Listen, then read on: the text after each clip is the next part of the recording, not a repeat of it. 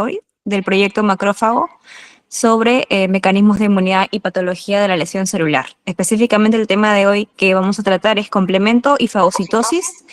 Le vamos a dar la bienvenida el día de hoy a nuestra ponente, estudiante de Medicina Humana del 5º año de la Universidad Nacional del Santa, pertenece al tercer superior de la carrera, ha tenido rotación en cirugía general en el Hospital Nacional Arzobispo Loaiza en Lima, también una rotación en medicina interna en el Hospital Nacional 2 de Mayo en Lima. Es subdirectora del Comité Permanente Académico de SUSEMUNS, es secretaria del Comité Permanente Científico también de SUSEMUNS, ha estado a cargo de la Dirección de Cursos Académicos en el 9º INAME del 2025, ha sido secretaria del 5º Congreso Internacional Humanístico y Artístico en Salud CIJAS 2026, también vocal de difusión en Consejería Regional Norte de SUSIMEP, secretaria de SUSEMUNS, responsable de gestión documentaria y coordinación institucional, y también subdirectora del Comité Permanente de Atención Integral CEPAIS en SUSEMUNS. Bienvenida a nuestra ponente, Loja Lucero Mariana Elizabeth.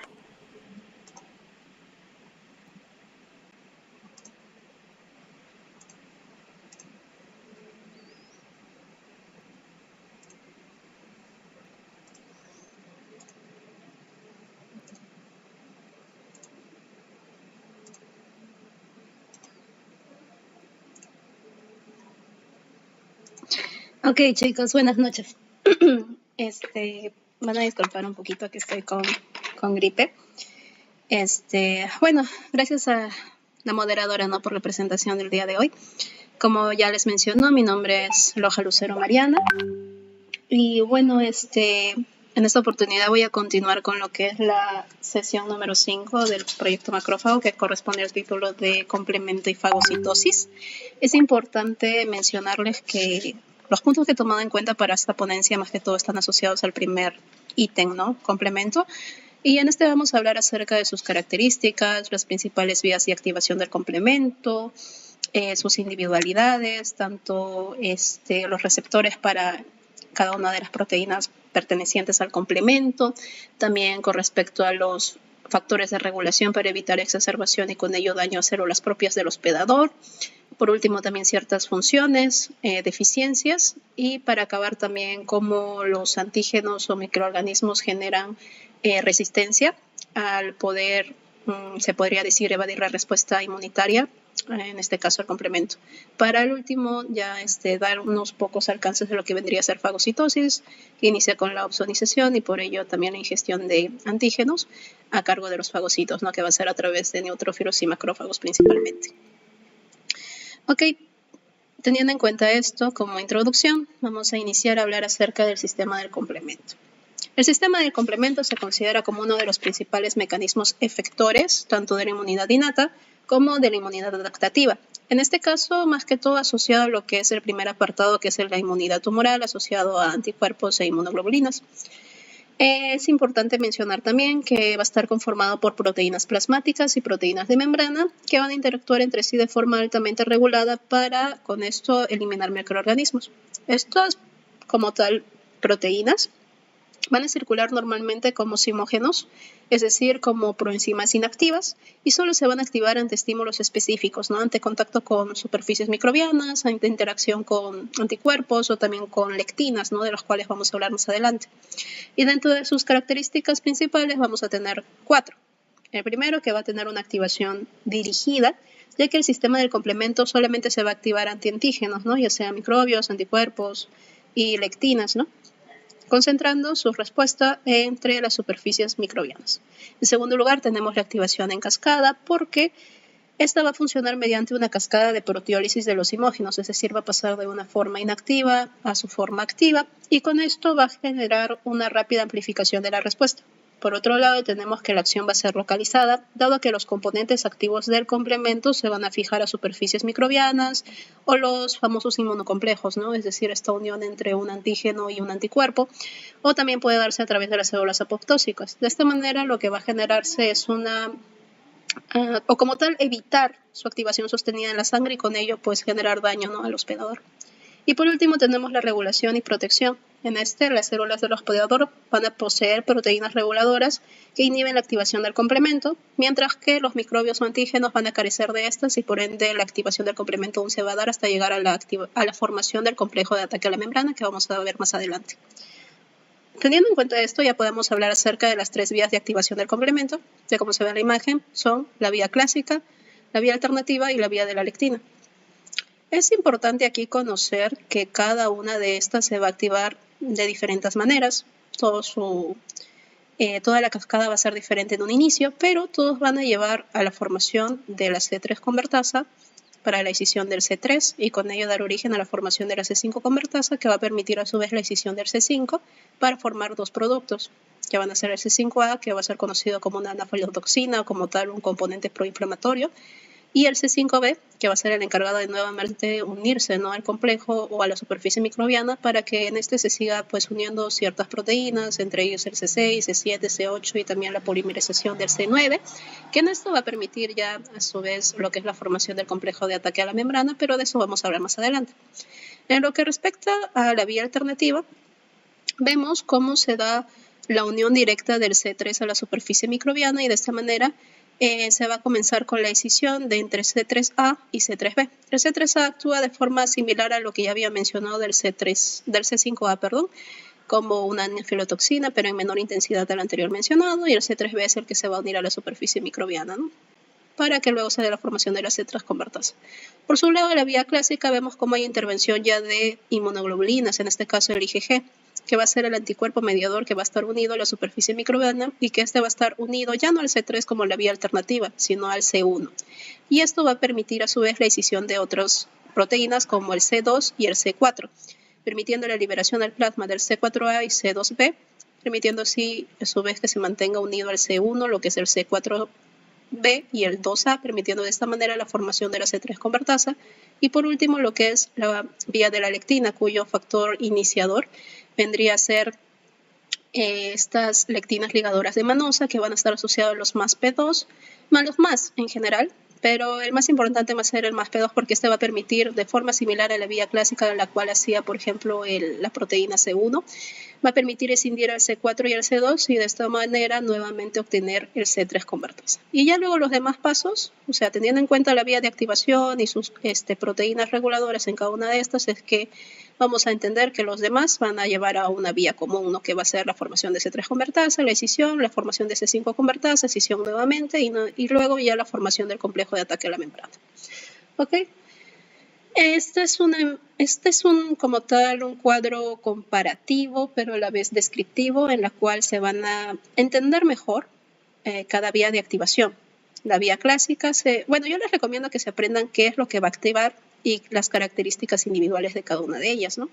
Si la vía clásica va a ser activada por anticuerpos, ya sea IgM o IgG, pues esta va a permitirse denominarse como parte de la inmunidad adaptativa, mientras que la vía alternativa y la vía de la leptina, al unirse directamente a superficies microbianas o a través de la intervención de lectinas plasmáticas como la MBL, que es la lectina de unión a la manosa, pues al no utilizarse anticuerpos o quizás linfocitos T, pues obviamente van a formar parte de la inmunidad innata. Ahora vamos a hablar de cada vía de forma individual.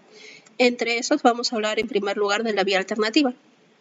La vía alternativa se da lugar a la proteólisis del C3 y a la unión estable de su producto de escisión, que es el C3b, en las superficies microbianas sin la participación de los anticuerpos. ¿Ok? Hay que tener en cuenta que hay una activación basal del C3, es decir, el C3 se va a hidrolizar continuamente en el plasma y se promedia, por ejemplo, yo he tomado como base lo que es el libro ABAS de Inmunología Celular y Molecular. En él se menciona que un promedio de 1 a 2% por hora del C3 se va a hidrolizar de forma espontánea y de esta manera pues se van a encontrar C3b libre, ¿no?, en el plasma. Entonces, al escindirse el C3 va a cambiar su conformación y expone un enlace tioéster reactivo que le permite unirse covalentemente a superficies microbianas. Y es aquí donde va a tomar pues 2 rutas, ¿no? Por ejemplo, en esta imagen se ve mejor. 2 rutas. Ya tiene su grupo tioéster accesible al C3b. En este caso, o se une a una superficie microbiana y con ello, ¿no?, se permite la unión covalente para luego continuarse, ¿no?, con la formación de la C3 convertasa y con ello a todo lo que es la vía de activación del complemento, o se da la fase líquida, que es que no se una a una superficie microbiana y se mantenga libre, ¿no?, en el plasma. Entonces, este C3b lo que va a hacer es inactivarse por hidrólisis. ¿Ok? Y eso es lo que vemos aquí. Si el C3b se fija en microorganismo, se continúa la activación del complemento, mientras que si el C3b permanece libre en plasma, se hidroliza y inactiva con el objetivo de evitar daño al hospedador. Teniendo en cuenta eso, podemos ver la imagen de todo lo que es la vía alternativa del complemento. Sí. En esta vamos a ver cómo se forma la C3 convertasa en fase líquida, que es con la activación basal del C3 que ya les había mencionado, pero vamos a ver cómo esta C3 convertasa en fase líquida va a escindir a los C3 circulantes en plasma y de esta manera poder obtener dos productos. El C3A, que va a actuar como una anafilotoxina, que es decir, va a actuar como un mediador proinflamatorio, que se ve en las respuestas, pues, ¿no?, en las respuestas inmunitarias, mientras que el C3b va a seguir los dos caminos que ya le había mencionado, ¿no? Si no se une a una superficie microbiana, pues va a inactivarse por hidrólisis, pero si se une ya de forma covalente a superficies microbianas, pues va a seguir con la respuesta inmunitaria, ¿no? En este caso, vemos cómo se comienza a unir otro factor, que es un mediador, en este caso el factor B, y luego vamos a ver cómo interviene otro factor, que es el factor D. Este factor D, ¿qué va a hacer? Pues va a escindir este factor B en BA, que se va a liberar al plasma, mientras que el producto BB se va a mantener unido al C3B, escindido previamente por el C3 convertasa libre, se podría decir, o en su fase líquida. Teniendo en cuenta que este vendría a formarse o ser el complejo C3BBBB, es un poco difícil de pronunciar, pero este va a constituir a la C3 convertasa de la vía alternativa, el cual va a estar estabilizado por otro factor. Ya hemos hablado acerca del factor B, acerca del factor D, y tenemos al factor P, o también conocido como properdina, que se va a encargar de estabilizar y evitar que esta respuesta inmunitaria pues irradie o como tal comience a dañar células adyacentes al lugar donde se encuentra unido al antígeno, o sea, cerca a la superficie microbiana. ¿Ok? Ya tenemos conformado el C3 convertasa. Ahora, esta C3 convertasa, ¿qué va a hacer? Pues se va a encargar de la escisión de moléculas de C3 adicionales asociados a la célula, o sea, van a estar por ahí, ¿no?, por el plasma, circulantes. Este C3 convertasa lo que va a hacer es escindirlos nuevamente y va a generar que se obtenga más productos de C3A que actúan como mediadores proinflamatorios, mientras que los C3B van a generar que la respuesta se siga amplificando. ¿Ok? Y aquí es donde se va a unir otro C3B al C3 convertasa, se podría decir, para no volver a repetirlo, y de esta manera, ante esta unión covalente en la superficie celular microbiana, pues se va a generar ahora lo que es el C5 convertasa. O sea, todo este complejo de 3, que en un inicio fue el C3 convertasa, pero se le unió a otro C3b, va a ser el C5 convertasa. Y este C5 convertasa, ¿qué va a hacer? Pues va a comenzar con la escisión de otra proteína, el C5.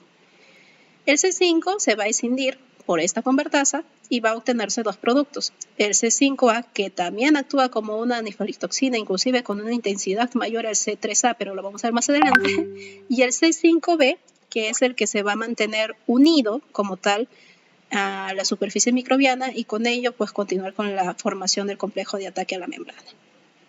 Ok, eso es todo lo que es la vía alternativa y aquí vemos cómo más que todo el Abas nos describe, ¿no?, de forma individual cada proteína, ¿no?, perteneciente o como tal conformante de la vía alternativa del complemento.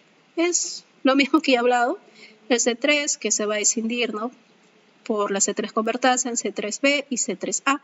El C3 se une a la superficie del microbio donde funciona como oxonina. Una oxonina es técnicamente una proteína, como tal un componente que va a marcar a una célula o como tal a un antígeno que tiene que ser eliminado sí o sí para que no genere, ¿no?, sus efectos sobre las células del hospedador, ¿no? O sea, se amplifique como tal una infección, como tal se podría decir. Y también funciona como componente de las convertasas del C3 y del C5. Mientras que el C5A, como ya les había mencionado, estimula la inflamación, o sea, actúa como una anafilotoxina. Por otro lado, tenemos al factor B, en este caso uno de sus productos, resultados de la decisión a cargo del factor D, va a ser el bebé, y esta va a ser una serina proteasa, la enzima activa de las convertasas del C3 y del C5. Y el factor D como tal va a ser el encargado de escindir al factor B, ¿ok? Y por último, la properdina o factor P, que se va a encargar de estabilizar las C3 convertasas en las superficies microbianas. Como puntitos o notas, es importante mencionar que las células de los mamíferos, entre ellos el ser humano, poseen proteínas reguladoras que van a degradar rápidamente a este complejo, es decir, a la C3 convertasa, deteniendo la activación del complemento y evitando el daño a los tejidos propios, mientras que los microorganismos van a carecer de estas proteínas reguladoras y entonces la C3 convertasa permanece activa y su respuesta continúa. Ahora, pasemos con la vía clásica. La vía clásica va a ser la única de las 3 vías de activación del complemento que se encuentra conformante en lo que es la inmunidad tumoral como parte de la inmunidad adaptativa de lo que es toda la respuesta inmunitaria, ¿no? En este caso vemos que inicia con la unión de la proteína del complemento. Ya no vemos al C3 como primero, ¿sí o no? En este caso vemos al C1, que se va a unir al dominio ya sea de la IgG o en este caso de la IgM, que se han unido previamente al antígeno. Es decir, para hacerlo más ameno, lo que es una superficie, ¿no?, de un microbio, sea virus, bacteria o hongo, ¿no? En este caso, la BAS nos menciona que el IgM es la más eficiente para fijar el complemento, ¿ok? Y esto por más que todo su estructura. Como sabemos, el IgM va a ser una estructura pentamérica, ¿verdad? Entonces es suficiente con una de ellas para adherirse a la superficie celular y luego posterior se una a lo que es la proteína C1. Mientras que el IgG va a necesitar que 2 o más moléculas de IgG estén unidas a la superficie microbiana, inclusive que estén muy cerca. O sea, entre ellas tienen que estar muy próximas a la superficie microbiana para que el C1 se pueda unir a ellas. Por ello es que se habla de que van a ser un poquito menos eficientes para fijar el complemento. Y van en el siguiente orden. El IgG3 va a ser superior al IgG1 y el IgG2 inclusive se menciona que lo va a activar, pero muy poquito, mientras que el IgG4 no lo activa, ¿ok? Es importante aquí también recordar, se nos detalla bastante la estructura del C1, ya que este va a estar conformado de 3 partes. El C1Q, que va a ser el que reconoce y se une a la región o fracción cristalizable de los anticuerpos, y el C1R y C1S, que van a ser serinas proteasas que inician con la cascada, ¿ok? Y aquí inclusive podría mencionar que el C1S va a ser el encargado de posteriormente escindir a las siguientes proteínas que forman parte de esta vía de activación del complemento, es decir, de la vía clásica. Otro apartado acá importante es que solo los anticuerpos unidos antígenos y no los anticuerpos libres circulantes pueden iniciar la vía clásica. Como se ve en esta imagen, ¿no?, que se otorga el ABAS, pues vemos que solamente los que generan activación del complemento van a ser los IgG unidos antígenos, como también la IgM unida antígeno en forma de grapa. Solamente eso, las que se encuentran de forma soluble o como tal libre en plasma no lo van a activar. Y esto es importante, porque van a impedir que los inmunocomplejos generen daño al hospedador. Ok, aquí vamos a detallar ya como tal cómo se da esta vía de activación, iniciando por la unión de anticuerpos a un antígeno multivalente mediante la unión de C1 a los anticuerpos, ¿no?, que previamente ya se han unido, en este caso a una superficie microbiana. En este se va a unir lo que es otra proteína, que es el C4. El C4 se va a unir covalentemente al C1 y a su vez tanto a la superficie antigénica y a los anticuerpos. Entonces va a ser escindido. ¿Por qué componente del C1 va a estar escindido? Pues por el C1S. Eso recuerden, ¿ok? Dentro de lo que es el C1 tenemos al Q, R y S. El Q va a ser el que se una como tal a la superficie antigénica, superficie del antígeno. El R va a ser el segundo componente en activarse y por último va a ser el S. Y el S va a ser el encargado de escindir a la proteína C4. Este C4 ante su escisión se van a obtener 2 productos, el C4A y el C4B. El C4A también actúa como una anafilotoxina, pero va a ser entre lo que ya hemos hablado, ¿no?, el C5A y el C3A, va a ser el menos potente de las 3, ¿ok? Pero también tiene una acción proinflamatoria. Mientras que el C4B nuevamente se va a mantener en la superficie antigénica para continuar con la respuesta. Vemos cómo se prosigue y es que se une nuevamente otra proteína que va a ser el C2. El C2 nuevamente va a ser escindido por el C1S y de esta manera se va a obtener dos productos, el C2B y el C2A. El C2B se libera al plasma, mientras que el C2A es el que se va a unir al C4B previamente escindido. Y este va a generar el complejo C4B2A, que en esta vía va a constituir a la C3 convertasa. ¿Ok? Y luego ya sigue el mismo proceso que la otra vía que ya hemos visto, la vía alternativa. En este caso se va a dar la escisión del C3 por esta convertasa. Nuevamente se obtiene el C3A como nefritoxina y los C3B que van a continuar amplificando la respuesta inmunitaria. El C3B se va a unir a la C3 convertasa de esta vía y va a generar al C5 convertasa, que en este caso vendría a ser el C4B2A C3B. Y esta C5 convertasa nuevamente lo que va a hacer es escindir a la proteína C5 para obtener los productos de C5 que van a ser la anafilotoxina y el C5B que va a continuar con la respuesta o como tal con la cascada de proteólisis para formar el complejo de ataque a la membrana. Y esto es todas las proteínas encargadas o componentes de la vía clásica del complemento. Entre ellas tenemos al C1 que va a iniciar la vía clásica, el C1Q que va a ser el encargado de unirse al anticuerpo, que previamente se unió al antígeno, a células apoptóticas o a superficies catiónicas, el C1R que va a ser el encargado o como tal el que desciende al C1S para convertirlo en una proteasa activa, técnicamente activar el C1S, y este C1S va a ser el encargado dentro de todo el complejo del C1 de escindir al C4 y al C2. Posterior a ello tenemos al C4, que se va a unir, que al escindirse, ¿no?, por el C1S se van a obtener diferentes productos, que entre ellos tenemos al C4B, que se une de forma covalente a la superficie de un microbio célula donde el anticuerpo está unido y el complemento activado. Y a su vez, este se va a unir al C2 para su escisión por el C1. Es decir, se van a unir para que de esta manera se pueda como tal escindir a la proteína C2 y obtener al C2A y al C2B. ¿Ok? Mientras que el C4A estimula la inflamación, es decir, una anafilotoxina. Por último, el C2, como ya había mencionado, se va a escindir nuevamente por el C1S, manteniéndose el C2A como la enzima activa de las convertasas del C3 y del C5 para escindir posteriormente nuevamente a estas mismas proteínas. Ok, vamos a pasar ahora con la vía de la lectina del complemento. Esta va a ser la última vía. Y con eso terminamos las vías de activación. La vía de la lectina se produce por la unión de polisacáridos microbianos a lectinas circulantes, como la lectina ligadora de manosa, para ser más ameno, MBL, o las ficolinas plasmáticas. Entre estos, para el reconocimiento del microorganismo, se van a tener a las MBL, que se van a unir a los residuos de manosa de bacterias y hongos, y a las ficolinas, que se van a unir a las N-acetilglucosamina de la pared microbiana, y también se menciona que puede ser en hongos.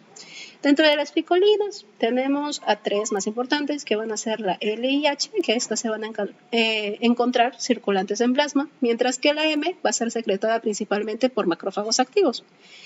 Y es importante mencionar que esta lectina, como han visto, ¿no?, se parece mucho al C1, al complejo C1, y es por eso que esta similitud entre sus estructuras es lo que permite activar a tanto la vía clásica, en el caso del C1, y a la vía de la lectina, en el caso, pues, ¿no?, de las MBL o las ficolinas.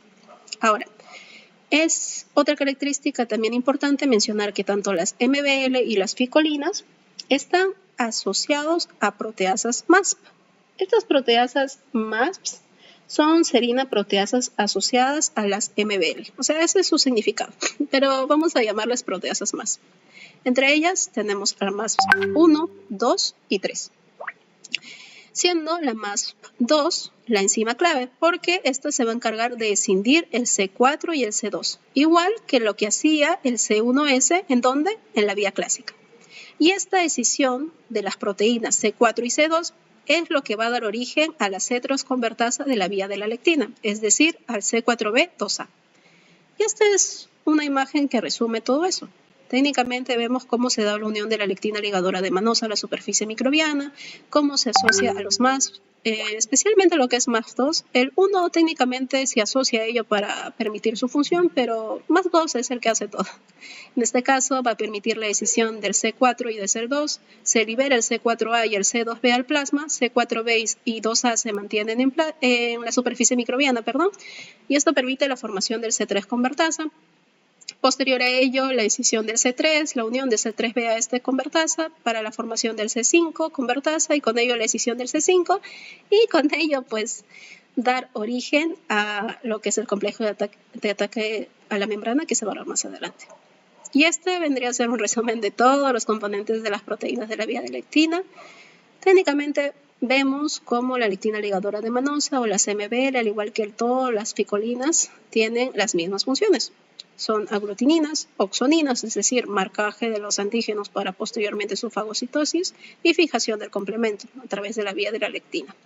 Y los MASP, que van a ser técnicamente los encargados de la decisión de las proteínas, tanto C4 como C2. Ya.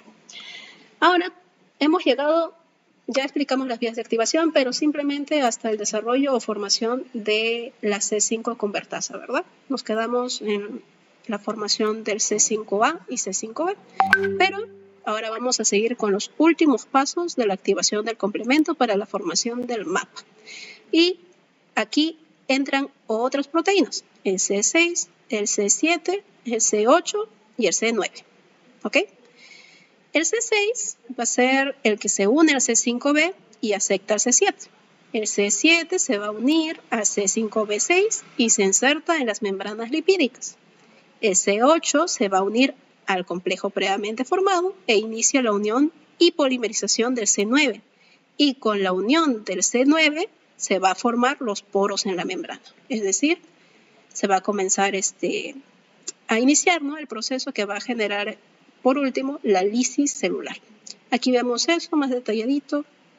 Vemos la formación de la C5 convertasa, la decisión del C5, obtención del C5A para la inflamación, C5B que se mantiene, la unión del C6, la unión del C7 para unirse ya, ¿no?, a la superficie microbiana, el C7, posterior a ello el C8, y vemos cómo se inicia la polimerización y también la unión del C9 para comenzar como tal a la formación del complejo de ataque de membrana.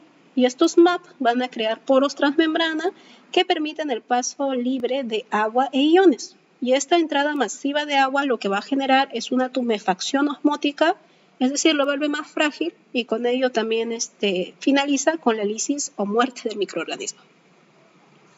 No, esto más que todo hace referencia inclusive a que tiene una estructura muy similar a las perforinas, ¿no?, que son parte o como tal, sí, son parte a lo que son los linfocitos T citotóxicos o los CD8 y también a lo que son los natural killer. Es un datito interesante eso. Ya, teniendo en cuenta ya las vías de activación, cómo hemos llegado a la formación de las convertasas, ya sea C3, C5 y también con la formación del MAP o complejo de ataque de la membrana, es importante también conocer a los receptores para proteínas del complemento. Tenemos 4, si bien se exponen más, considero que estos 4 son los más llamativos. Entre ellos tenemos el receptor para el complemento tipo 1, tipo 2, tipo 3 y tipo 4. Aquí los conocen como el CR1, CR2, CR3, CR4 y también algunos clústeres de diferenciación, entre ellos CD35, 21 y aquí tienen otros nombrecitos como MAT1, pero lo más importante es que se aprendan que es CR1, CR2, CR3, CR4. Esta es su estructura. Ligandos vendría a ser el punto de unión de estos receptores, ¿ok? Aquí vemos cómo el CR1 se une más al C3b, al C4b y al IC3b. Ustedes dirán, ¿qué es el IC3b? Yo he hablado solamente del C3b o C3a, ¿no? Y acá también vemos al C3d. Bueno, más adelante lo voy a explicar. Pero adelantándolo, existen factores de regulación, como les había mencionado, de todas las proteínas que forman parte de la activación del complemento. Y entre esos se encuentra el factor I. El factor I va a ser el encargado de escindir al C3b para obtener productos que ya no continúen con la activación del complemento, pero sí actúan como oxoninas para el marcaje de superficies microbianas y con ellos pues se dé su fagocitosis más adelante. Y entre esos productos de decisión por parte del factor I sobre el C3b van a estar el IC3b y el C3d, ¿ok? Eso es solamente un adelanto, pero vemos que sirven como ligandos para este receptor, que se van a encontrar en fagocitos mononucleares, neutrófilos, linfocitos B y T, eritrocitos, eosinófilos y folículos dendríticos celulares, ¿no?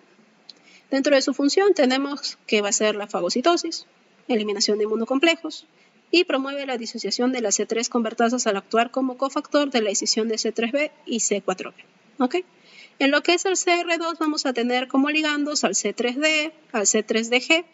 Estos tres, el IC3b, C3d y C3dG, son los productos del factor I que tiene sobre C3b, ¿ok? Estos ya no activan como tal al complemento, sino que solamente actúan como oxoninas para facilitar el proceso de fagocitosis, nada más.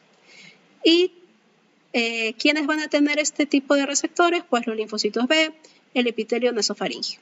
Y dentro de sus funciones vemos que sirve como correceptor para la activación de linfocitos B, atrapa antígenos en centros germinativos y sirve de receptor para virus de Epstein-Barr. Por último tenemos al tenemos al CR3, el cual se une al IC3b y al ICA, molécula de adhesión intracelular de tipo 1, pero también se une a los microbios. Se encuentra en fagocitos mononucleares, neutrófilos y linfocitos natural killer, y su función va a ser de fagocitosis o adhesión del leucocito al endotelio, ¿no? A través de la vía ICAM. Por último tenemos al CR4, que tiene como ligando al IC3b, se encuentra en fagocitos mononucleares, neutrófilos, linfocitos natural killer, y dentro de sus funciones se encuentra principalmente la fagocitosis y aún en estudio lo que es la adhesión celular.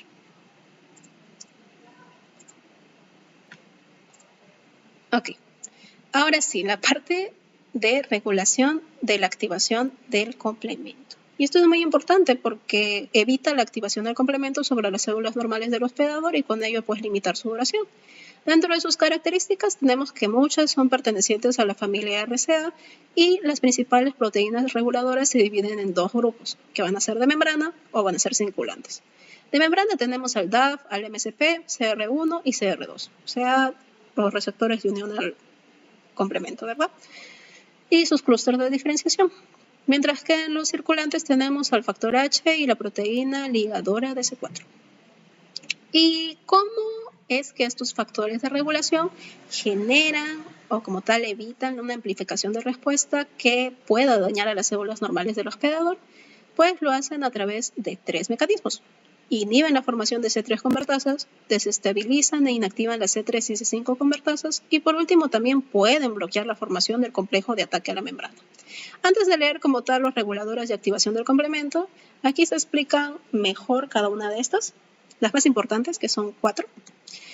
Tenemos en primer lugar y el más conocido que va a ser el C1-INH. ¿Ok? Esto también se conoce como inhibidor del C1 y lo que va a hacer, bueno, es inhibir las proteasas C1R, S y el MASP2. Estos lo vimos, ¿se acuerdan? En la vía clásica. Y lo vimos como el que se encargaba de escindir a las proteínas C4 y C2. Entonces, ¿qué van a generar?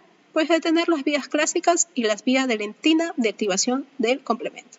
Y algo muy importante es que se habla de que ante una deficiencia del C1 inhibidor, pues nos puede generar un angiodema hereditario. Pero esto lo vamos a ver más adelante cuando detallemos, ¿no?, las deficiencias de factores o como tal proteínas pertenecientes al complejo, al complemento. Luego tenemos a la regulación de las C3 y C5 convertasas. Aquí encontramos muchas proteínas encargadas de esto, iniciando con el DAF, el MCP, el CR1, el factor H y el C4BP.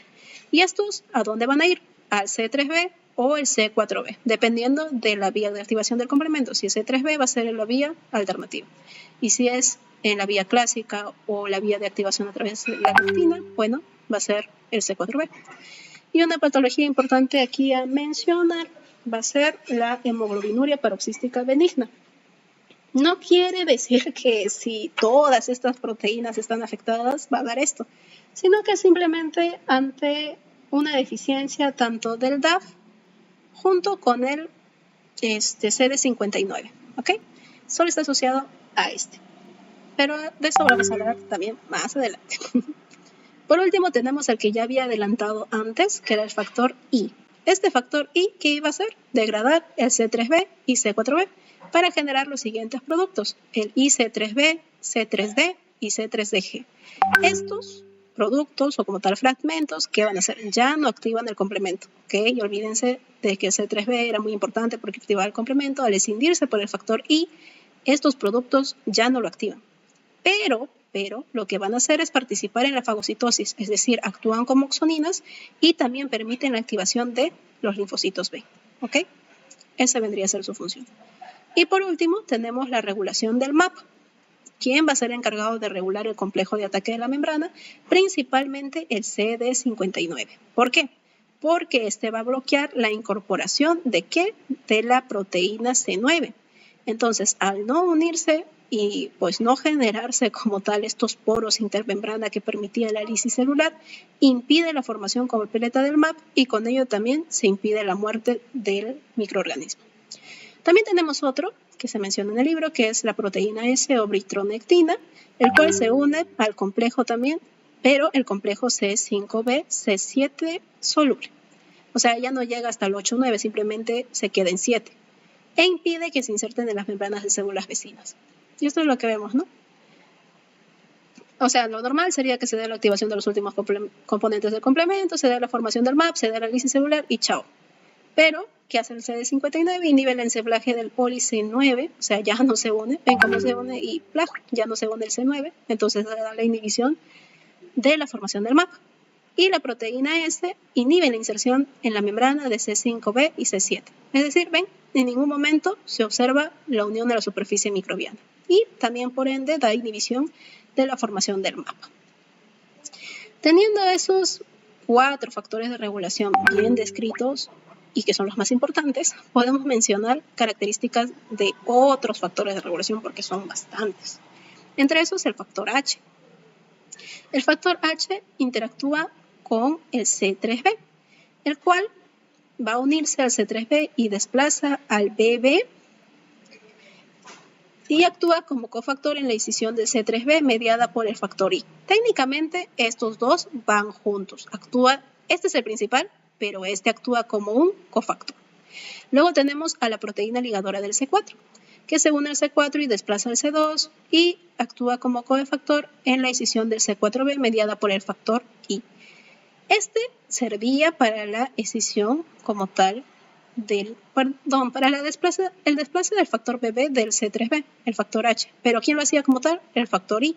Mientras que la proteína ligadora del C4 lo que va a hacer es desplazar al C2 del C4b. Entonces también es un cofactor del factor I. ¿Listo? Y tenemos luego al factor acelerador de la degradación o DAF, que se encontraba como parte de las proteínas de membrana, pero que se encargaban de desestabilizar a C3-T4, así que técnicamente su descripción es la misma que esta.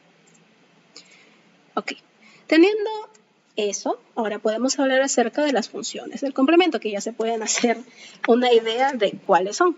Ok, principalmente, y la más conocida va a ser la oxonización y fagocitosis. También tenemos la estimulación de la inflamación y la citólisis mediada por el complemento. Solamente esos, pues no, hay más, pero se describen más estos 3. Y es por lo que el sistema del complemento es más conocido. Iniciamos con la oxonización y fagocitosis. En este vemos cómo el C3b, el IC3b y el C4b van a recubrir a los microorganismos, ¿ok? Y estos van a servir como oxoninas. Y estas oxoninas se van a unir a los receptores de macrófagos y neutrófilos, facilitando la fagocitosis. La fagocitosis va a ser la ingestión de microorganismos que previamente han sido oxonizados, es decir, que han llegado y han marcado y le han dicho a los fagocitos, ¿no? Oye, mira, esta célula tiene que morir sí o sí, porque si no se va a amplificar la respuesta, ¿no?, del antígeno en el cuerpo de nuestro hospedador, ¿no? Entonces hay que eliminarla. Esas son las oxoninas.